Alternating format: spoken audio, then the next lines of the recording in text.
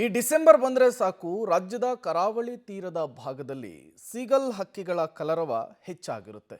But ಇದೇ seagull ಹಕ್ಕಿಗಳು ಈಗ ಹೊಸ ಆತಂಕವನ್ನು ಸೃಷ್ಟಿ ಮಾಡ್ತಾ ಇದ್ದಾವೆ. ಯಾಕಾಗಿ ಅಂದ್ರ ಇಲ್ಲಿದೆ ನೋಡಿ ಡೀಟೇಲ್ಸ್.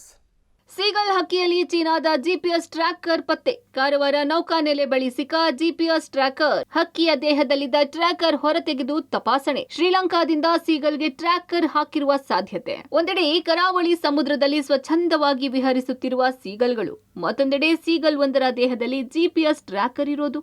ಹೌದು, ಏಷ್ಯಾದ ಅತಿ ದೊಡ್ಡ ಕದಂಬ ನೌಕಾನೆಲೆ ಇರುವ ಕಾರವಾರದಲ್ಲಿ ಚೀನಾದ ಜಿಪಿಎಸ್ ಟ್ರ್ಯಾಕರ್ ಹೊಂದಿದ್ದ ಸೀಗಲ್ ಪತ್ತೆಯಾಗಿದೆ. ಕಾರವಾರದ ಕಡಲ ತೀರ ಭಾಗದ ತಿಮ್ಮಕ್ಕ ಉದ್ಯಾನದ ಬಳಿ ಅಸ್ವಸ್ಥವಾಗಿ ಕುಳಿತಿದ್ದ ಸೀಗಲ್ ನೋಡಿ ಸ್ಥಳೀಯರು ಅರಣ್ಯ ಇಲಾಖೆಗೆ ಮಾಹಿತಿ ನೀಡಿದ್ರು. ಸ್ಥಳಕ್ಕೆ ಆಗಮಿಸಿದ ಮರೈನ್ ವಿಭಾಗದ ಅರಣ್ಯಾಧಿಕಾರಿಗಳು ಇದನ್ನು ಹಿಡಿದಾಗ ಇದರ ಬೆನ್ನ ಮೇಲೆ ಚೀನಾದ ಜಿಪಿಎಸ್ ಟ್ರ್ಯಾಕರ್ ಪತ್ತೆಯಾಗಿತ್ತು. ತಕ್ಷಣ ಪೊಲೀಸ್ ಹಾಗೂ ನೌಕಾದಳದ ಅಧಿಕಾರಿಗಳಿಗೆ ಮಾಹಿತಿ ನೀಡಲಾಯಿತು.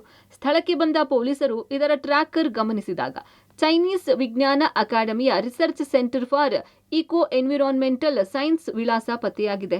ಇದರ ಜೊತೆಗೆ ತಳಭಾಗದಲ್ಲಿ ಶ್ರೀಲಂಕಾ ದೇಶದ ರಿಸರ್ಚ್ ಸೆಂಟರ್ನ ವಿಳಾಸವೂ ದೊರೆತಿದೆ. ಇನ್ನು ಈ ಸೀಗಲ್ ಅನ್ನ ಅರಣ್ಯ ಇಲಾಖೆಯ ಮರೈನ್ ವಿಭಾಗದಲ್ಲಿ ಪರಿಶೀಲನೆ ನಡೆಸಿ ಟ್ರ್ಯಾಕರ್ ತೆಗೆಯಲು ಪ್ರಯತ್ನಿಸಿದಾಗ ಈ ಸೀಗಲ್ ಅನಾರೋಗ್ಯದಿಂದ ಬಳಲ್ತಾ ಇರೋದು ಗೊತ್ತಾಗಿದೆ.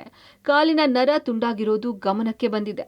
ಅಸ್ವಸ್ಥವಾಗಿದ್ದ ಸೀಗಲ್ಗೆ ಪ್ರಥಮ ಚಿಕಿತ್ಸೆ ನೀಡಲಾಗಿದೆ. ಈ ಟ್ರ್ಯಾಕರ್ ಅಳವಡಿಸುವಾಗ ಹಿಂಸಾತ್ಮಕ ರೀತಿಯಲ್ಲಿ ಅಳವಡಿಸಿದ್ದು ಇದರ ಕಾಲಿನ ನರವೇ ತುಂಡಾಗಿದ್ದರಿಂದ ತೀರದಲ್ಲಿ ಅರಣ್ಯ ಇಲಾಖೆ ಅಧಿಕಾರಿಗಳಿಗೆ ಸುಲಭವಾಗಿ ಸಿಕ್ಕಿದೆ.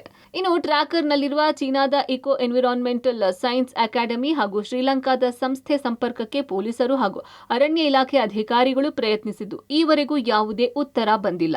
ಪೊಲೀಸ್ ಇಲಾಖೆಯವರು ಜಿಪಿಎಸ್ ಟ್ರ್ಯಾಕರ್ ಅನ್ನ ನಿಷ್ಕ್ರಿಯಗೊಳಿಸಲು ಪ್ರಯತ್ನ ಪಟ್ಟರೂ ಅದು ಸಾಧ್ಯವಾಗಿಲ್ಲ. ಇನ್ನು ಈ ಬಗ್ಗೆ ನೌಕಾದಳ ಗುಪ್ತಚರ ವಿಭಾಗದ ಪೊಲೀಸರು ಸಹ ಮಾಹಿತಿ ಕಲೆ ಹಾಕುತ್ತಿದ್ದಾರೆ.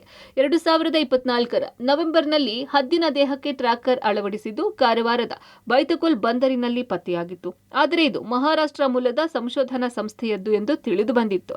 ಇದಾದ ನಂತರ ಇದೀಗ ಸೀಗಲ್ನ ದೇಹದಲ್ಲಿ ಚೀನಾ ಮೂಲದ ಟ್ರ್ಯಾಕರ್ ದೊರೆತಿದೆ. ಆದರೆ ಯಾರೂ ಕೂಡ ಇವರಿಗೆ ಸಂಪರ್ಕಿಸದೇ ಇರೋದು ಹಲವು ಅನುಮಾನಗಳಿಗೆ ಕಾರಣವಾಗಿದೆ. Naveen Sagar, public TV, Karwar.